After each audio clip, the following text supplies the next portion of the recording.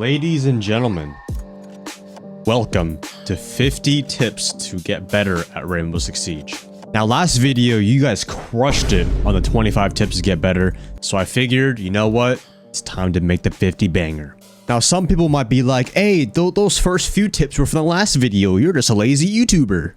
Listen, man, some of the tips from the last video were just so important that I had to put it in this video too. So whether you're new or you're a pro player in this game, you can still learn a lot of things from this video. Now be sure to send this to a friend and like the video, or else you might find yourself stepping in one of these tonight. Anyways, 50 tips to get better at Rainbow Six.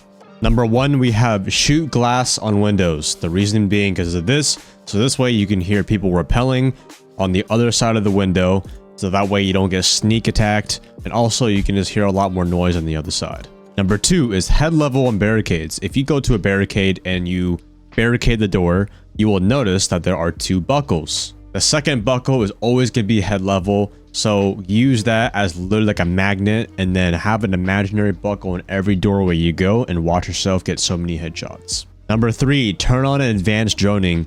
This would be so that way when you throw a drone, you don't immediately go on cams, that way it doesn't get you killed sometimes. And also the one where when the round ends, you're still on your camera, so that way you can see any, you catch anyone off guard, maybe you gotta see your camera. Put those on in the settings. Number 4 is to pre-fire more, guys. Pre-fire more, because the game gave you a lot of ammo for a reason. You don't want to be dying when you didn't even shoot a bullet at all. Instead, you shouldn't be pre-firing like a Rambo. By the time you freaking reach sight, you're out of ammo. No, you want to be, tap firing common angles. This way you can also win gunfights against pixel peeks, etc. If you don't know what pixel peek is basically when someone's holding a very, very tight angle. Number 6 is to avoid crouch walking a lot. The reason being is because a lot of people, especially in low ranks or even mid ranks, will accidentally headshot you because their crosshair placement is so bad, they're aiming at your crotch rather than your head. And when you go like this, it is a headshot for you.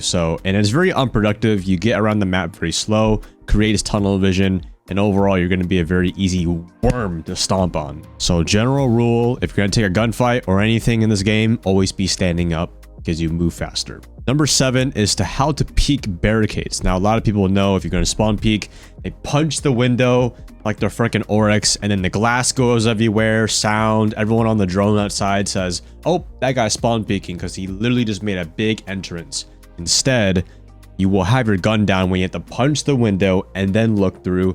Instead, what you want to do is go to the side of the barricade and shoot a little panel of the wood and then peek into it. This way, you will have gun up and it's a lot easier and quieter. It's even quieter if you don't shoot the glass on the window. If they haven't shoot the glass on the window as the when you're the attacker, you can actually only shoot the wood, and then the sound, they won't hear it on the other side because they're stupid. They didn't watch this video. Now, number 8 is to learn how to quick peek. When you learn how to quick peek, this will save you a lot more gunfights and even win you a lot more gunfights. Now, I don't really recommend that you try to force yourself to learn this before you've learned the basics of the game. If you're a new player, please, by all means, learn like the basic mechanics before you do this, because it requires basic first. Long story short, how you do it, you can watch different videos on this, but you will be leaning into it. The quick peek comes from the leaning of your character, not the doubles, not the strafing. A lot of people think smashing their character back and forth is going to make the quick lean better when it's not. The thing about the quick peek is that is the minimal amount of exposure needed to basically see on the other side of an angle. So what you're going to do is you're going to lean into the angle, but then you're going to lean out. But right as you lean out, you lean back where you started. This way, you're basically canceling your lean of the character. That way, he moves a lot faster. Number 9 is to care less about the game. Wait, but Athieno, this video is how to get better. Shouldn't I want to learn how to win? Yes, but a lot of you guys take this game way too serious, and you take a loss like you just lost your house or something. Instead, GG, go next, and you will also find yourself not hesitating too much in gunfights. Play a lot more smoothly. You'll notice that when your best moments in Siege are when you're in a relaxed, having fun mood. And even if you are trying, you are 100% confident in that moment. Number 10 is to turn your sensitivity down. Guys, recoil control is key, and even just basic crosshair placement. So a lot of you guys, you know, look like you're freaking... I can't even... It's hard to look at your gameplay. It looks like you're having a seizure. But I know a lot of you guys don't even know what the advanced ADS sensitivity is. This will help the most with your recoil. So if you're pulling down with your mouse or looking down with your controller for recoil, it most likely, if you're struggling, it's because it's too high or too low. You want to find that sweet spot in T-Hunt. And a quick sense to find your to get a more of a comfortable sense, do a 180 with your hip fire, just like with your character. Do a 180. You can choose a character, choose a part right behind you and right in front of you, and you just go shoot, shoot, shoot this way, because this is the maximum amount of movement your character is needed to move around. So try that. Number 11 is the Capitao One Way. We're entering the new tips now. This is basically, if you smoke the ceiling of a lot of places, you can actually create a one-way smoke. On their screen, it will be completely smoked off when they walk into it. But when you're outside, you can actually see like a ton of their lower body too. So this is just another thing of a one-way. Try that only with Capitao. It's very hard to do with smokes though.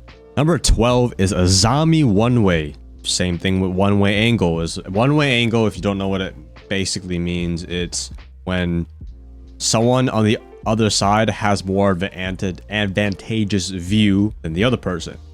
For example, I can see their feet and lower body, but they're on the other side, they can't see anything else. So how you would do this is very simple. You would just cover the top of a doorway or wherever you're trying to peek from, and you aim to shoot their feet rather than shoot them in the face, because this way you will create the strongest one way ever.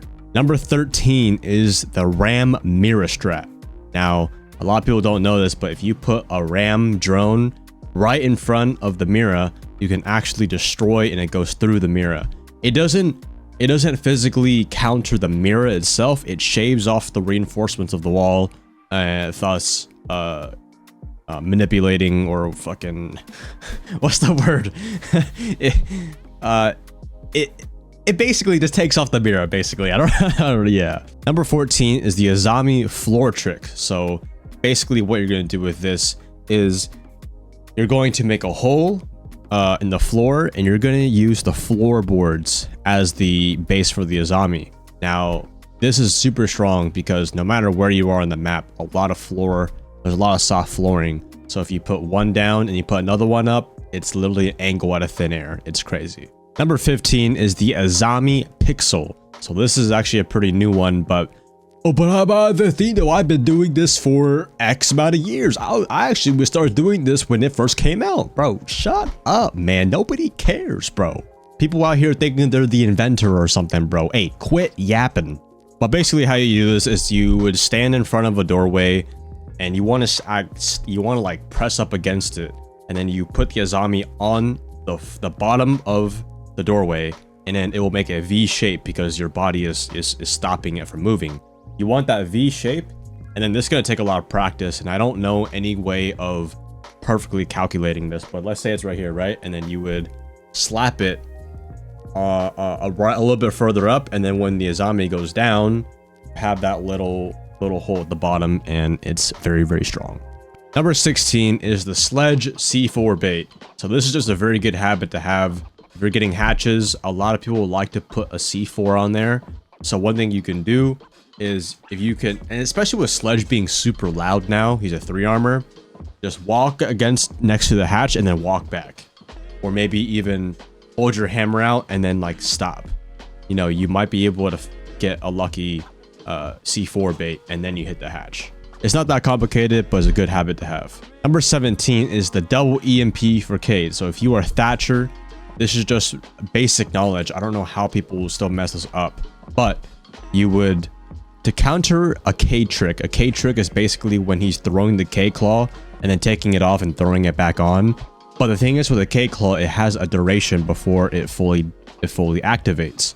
But what you would do with Thatcher is you throw, People think that you throw the EMP and then you wait for it to go off and then do the second one. That's way too much time, and you're gonna get TK'd for that as Thatcher. But instead, you're gonna want to double EMP. You're gonna want to throw one and then throw two right after, so that way it goes boom, boom, and then Thermite or Hibana or Ace are gonna activate it. This way you give Cade no time. Number 18 is the Ash Charge trick. If you're looking for to Ash Rush a bombsite or a window, Ash the top right or top left corner of the barricade, because you will take no self damage and you'll be entering very quickly. Number 19 is the Thermite Mute Jammer. Let's say your Thatcher is too busy scrolling on TikTok in drone phase, right? And you're like, hey, where's Capitao? Or where's Thatcher? And there's just a Mute Jammer on the wall. You don't have to have your teammate, you know, do 30 minutes of cardio, walk around the roof. Instead, you're just gonna want to put the Thermite, repel on the wall if possible, repel on the wall, and then you get out of the Mute Jammer radius, and then you can slap it on there. Yeah, it's really stupid how they nerf Mute so hard. He's still decent now, but they nerfed him pretty hard. I wish he mutes the whole wall again. But number 20, we have Twitch and Zero. A lot of people forget this, and people don't notice that their lasers have infinite range. So if you're trying to get a K-Claw off, you don't have to go super close up to there, or whatever you're trying to do to strike a default cam, there's infinite range. So utilize this and be more creative and safe with your utility. Number 21 is to make head holes with ace charges. Now this might be very helpful sometimes if you don't want the enemy to be using that rotate against you or the breach. So if you just want a head hole, kind of like how when you open up a Mira, if you just put the ace charge on and then you shoot the bottom can, it will only make a head hole, and this will only work obviously both ways, but you can't vault through it anymore. So this might be helpful at certain times. Remember to use that. Number 22, this is a clubhouse tip, but if you want to get a weird angle on the Logi hatch, it's a very risky one. I don't recommend it. I always pre-fire it. However, I don't know about a lot of other people, is that you go on top of the vent near the hatch, and then you sprint on top of the metal vent. You have to sprint very close to it, and then your character will boom, and then you can see right where Mira would usually put her Miras at. Number 23 is to never repeek an angle the same way. I see a lot of lower rank people do this, is they think that or when someone's holding a pixel peek and they're slowly going into it, they get popped because they're such an easy target. However, if you're going to repeek the same angle, you're going to want to either change your head level or you're going to want to pre-fire it. I don't recommend just doing it in general, but it's better to always change your head level and pre-fire and then get the hell out of there. Just give it a few seconds, or maybe even if a different enemy approaches you, but you never want to repeek the same angle. Instead, back up and reevaluate the situation. It's better to go out with your life with 0 kills than get killed with none. Number 24 is to use Hibana for utility. This is castle barricades, Azamis. Just use her pellets. Use it on the 2 pellet option. If you see on the bottom of your screen, you can change it from 6 to 4 to 2. Use the 2 option to take out castles, zombies. You can't destroy your shields, unfortunately, but this is very helpful in case you don't want to waste a gun 6 or any kind of explosive. Number 25, a lot of people don't know this, but you can shoot Candelas on Ying. Yes, you can. The more you know. Number 26 is Zof Concussion. So if you are out of drones, or maybe you want to push someone, if you obviously concussion into a room and it goes off immediately, that means they are very, very close on that doorway. But right when it goes off, the Zof mine is going to distort their vision and their hearing. That is the perfect time, especially when you are super slow, to push the enemy, and it will help you have more process of elimination for where they are at. Number 27, if Dokubi hacks the cameras, shoot all of your cameras in sight, or at least punch them, because they will give so many callouts to your team when it's going to work all against you. So shoot Valkyrie cams, bulletproof cams, Maestro cams, default cams, shoot all of them out. It does not matter. It is better to have them shot out than use it against you. Number 28 is how to prone under air jabs. Now, a lot of thing about Nomad nowadays, she's still good, but it's very easy to counter her air jabs, especially when they're poorly placed on doorways. If you prone, based on the sound, obviously, you can actually shoot the air jab before it goes off. I wouldn't recommend doing this too much. Just don't flank in general or use impact grenades. But this is a sneaky way in case this might win you around. Number 29 is the Flores punch trick. Did you know that you can actually Flores drone the ceiling? Yes. You have to punch 2 holes right above, and then you would jump the Flores drone on the first one, jump it on the second one, then obviously detonate it on the last one. You can get very creative with this. I don't see a lot of people doing this, but you should definitely try this to get any shields, and it's going to be a lot of fun. Number 30 is to not use any 1x's on attack. Generally, if you're a new player, they don't know this, but 1.5 scopes and long range 2x's are the best scopes in the game right now, arguably. The thing about attack is that you're always going to be taking long angles and you're going to be opening up new ones. So if you're taking fights from a distance, you're going to want a longer scope. So if your gun has the option to run a 1.5 or a 2x, always run it over a 1x. Oh, but a personal preference, right? Yes, but let's worry about getting a high rank before we talk about preference, please. I remember I was coaching, I was coaching this silver or a bronze one time, and he was telling me like, yeah, I love using the 3x on Dokkaebi, and he had atrocious aim. And he's like, yeah, I'm like, have you ever tried using a 1.5 or maybe even a 2x? He's like, no, I've never tried it before. I don't know. I don't want to be a crutch. I'm like, bro, you were in silver, bro. You need it. Number 31 is this is the universal loadout for all guns. If possible, use vertical grip, flash hider, and a 1.5x. If it doesn't have a 1.5x, use the closest thing to it or whatever 1x you prefer on defense. The vertical grip is just superior to the angle grip. It helps out so much more for recoil. Angle grip is terrible nowadays. They nerfed it to the ground. It doesn't even have any extra hip lean anymore, so it's not good anymore.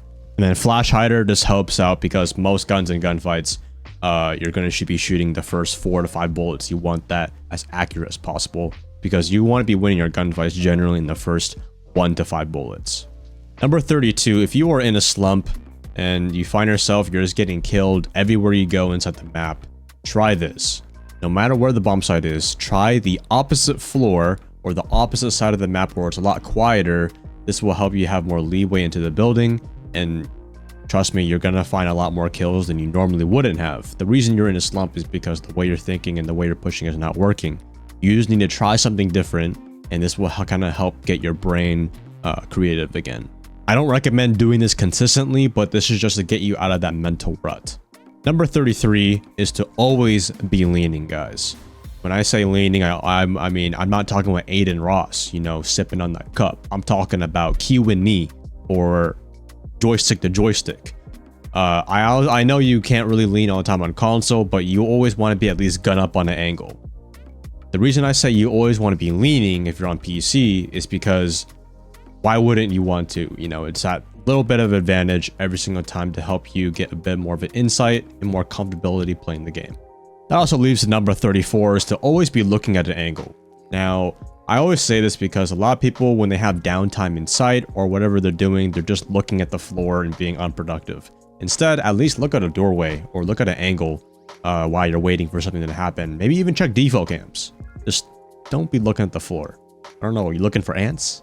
Number 35 is to avoid sprinting a lot, guys. So many people, I don't know why, like they're such in a rush in this game. This game is not Call of Duty, brother. Like people are sprinting into rooms without even face checking it, or they're sprinting at someone in a fight. Like you're not gonna get there any faster. You're better off just walking with your gun up ADS and you're ready for the swing. And if you don't know what swinging means, swinging in this game basically means when you are pushing someone aggressively. So only sprint like when you're getting out of spawn, or maybe you're just rotating somewhere on the map, but don't be sprinting just to get to somewhere like where it's literally 2 feet away from you. It's not going to help, guys.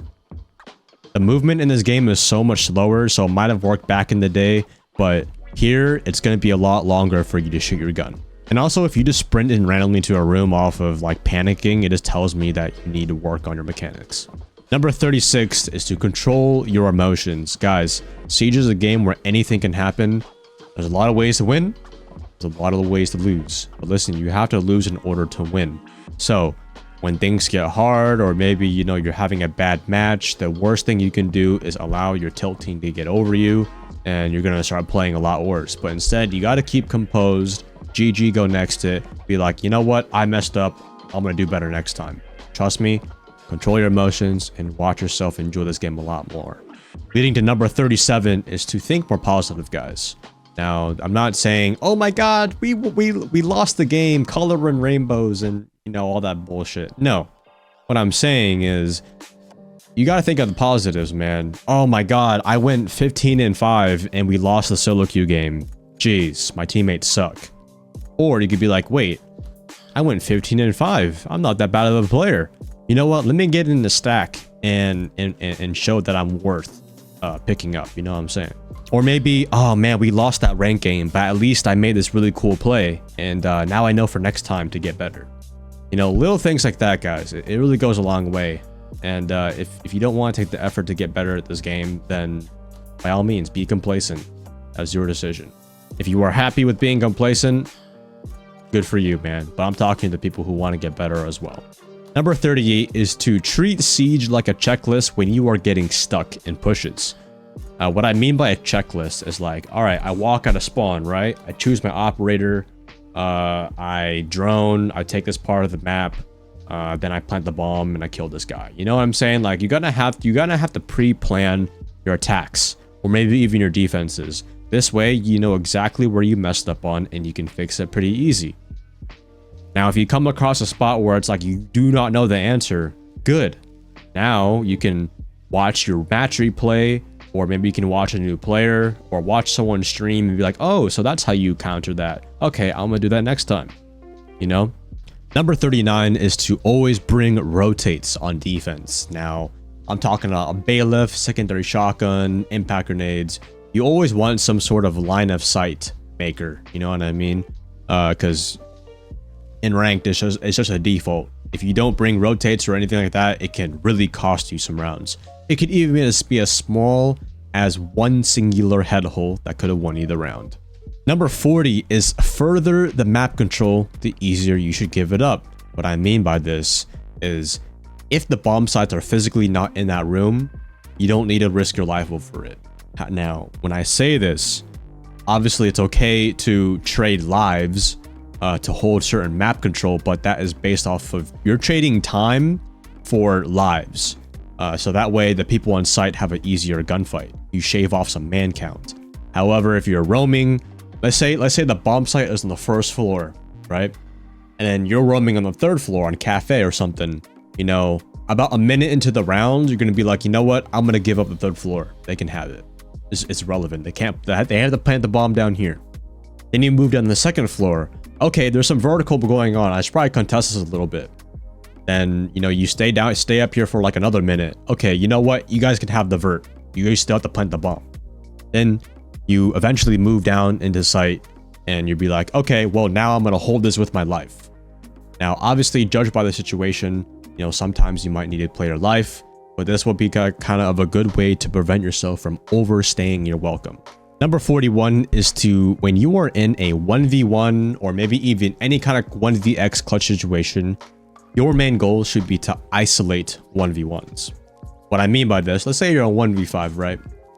Do you think it's going to be easier to fight 5 people at once or 5 1v1s, different 1v1s, 5 times?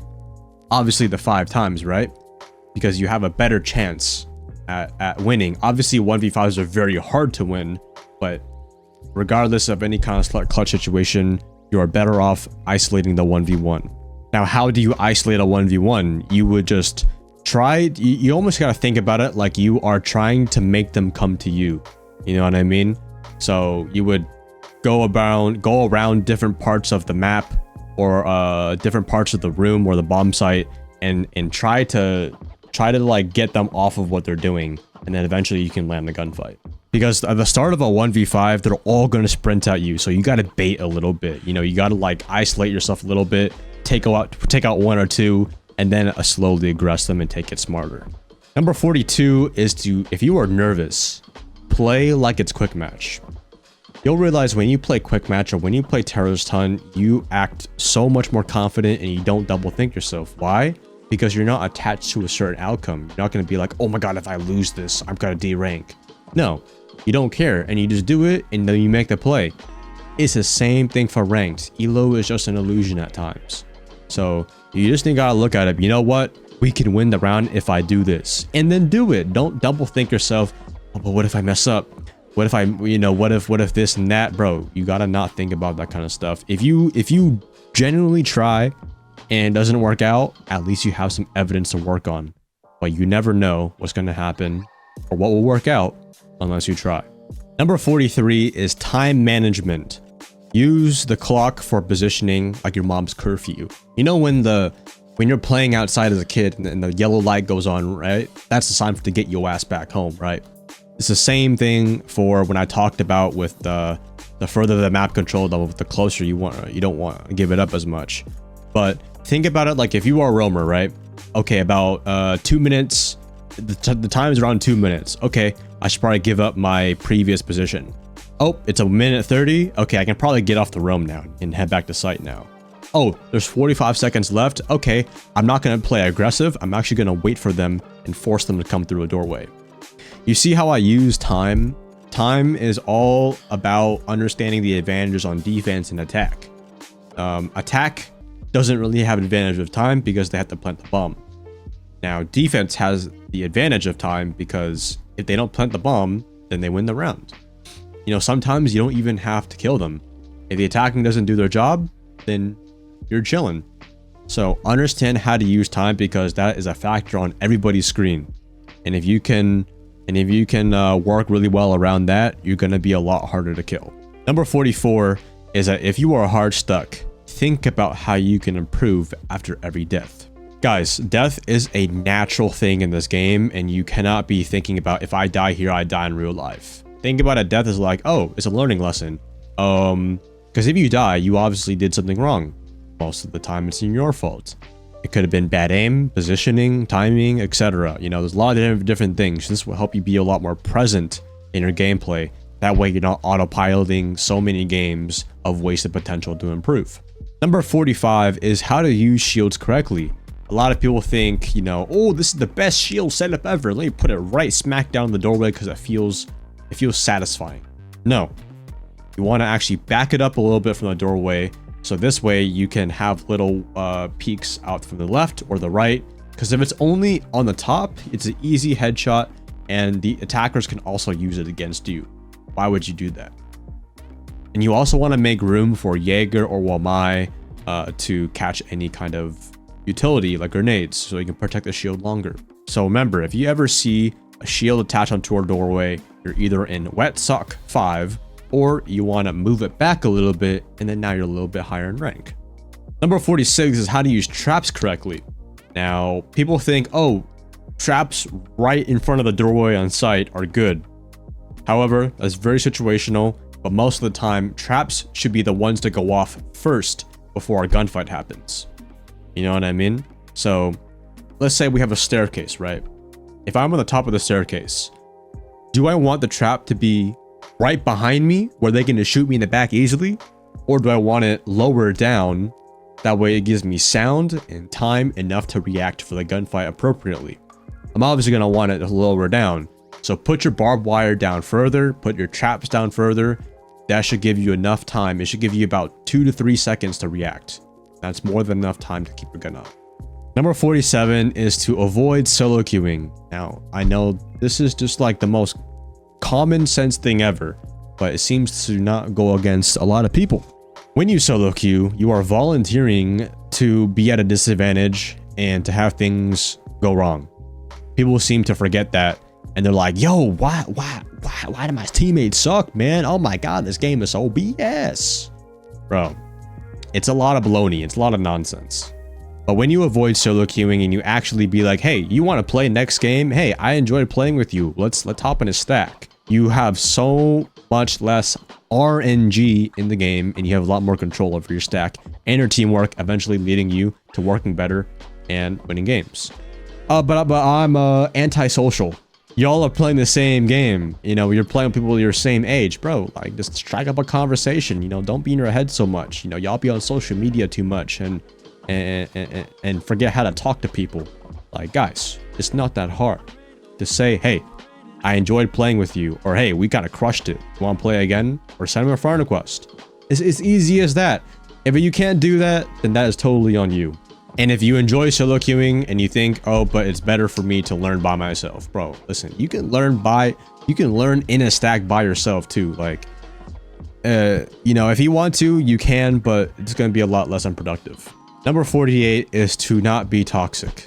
I don't know why this is a tip, but I have to say it. Stop being toxic. Why are you fighting fire with fire? It's only going to spread more fire to your team. So if you get trash talked by a teammate, you either have two choices. Again, you can kill them with kindness or you can kill them with fucking negativity. There are times where, you know, you got to stand your ground and shit, and I understand, but a lot of y'all be getting pressed over the most childish insults. You know what I mean? Like, as long as your intent, you know, is to not, oh, I gotta one up this guy. You know, like, be the bigger person, guys. Like, you guys are grown-ups, man. You're playing a video game. Like, you know what I mean? So just mute the guy or just ignore him and move on. Trust me, your gameplay is gonna be way better, and you're not gonna let one person's stupid opinion affect your entire day. Number 49 is tertiary bomb sites are better nowadays. Now, what I mean by tertiary site, I'm talking about, think about a map, right? Think about the kitchen setup, or maybe kind of like the off-meta bomb site. Those are slowly becoming better, is because those most of the time are harder and less predictable to play because it breaks out of the norm. It's almost like not banning Thatcher, Valkyrie, Mira every single match. That should honestly be a bonus tip in here. Don't do that. Ban someone else. You can ban them, but why not ban Azami? Why not ban Zolas? Why not ban Dokubi? Huh? You scared? A little bit of EMP? A little bit of someone gonna open up your wall? I'm joking. Just relax, dude. But yeah, get used to playing like the bar, bomb site, the off site. Now there are some, you will understand that like Clubhouse bar is terrible. There's some bomb sites where you just don't go, but you want to learn how to defend most of them and watch my videos for that. Trust me. So like, if you want to really throw off an enemy, try going to one of those bomb sites first. And number 50, the banger, is to use Peeker's advantage. Oh, but I already know kind of needed to use this. No, use Peeker's advantage.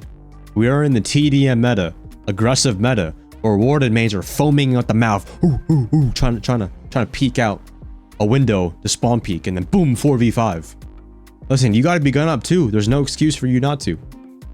Whether you're using a shotgun or you're swinging an enemy, there's obviously times where you don't want to expose your position, but moving in the gunfight, you have a better chance at surviving rather than if you were just to be stationary. So listen, if you are having a hard situation, sometimes you just gotta whip it out. You know what I mean? Anyways, that is 50 tips to get better at Rainbow Six Siege. If you guys want 100 tips or maybe even 75 tips to get better, the next evolution of this video, be sure to leave a like. If we hit 5,000 likes on this video, 6,000 likes on this video, I will drop the next part to this series. Follow me on Twitch if you have any questions. I stream every single day. This is where I record most of my content. Follow me on my socials as well. Tag a friend, like the video, and have a good day, ladies and gentlemen.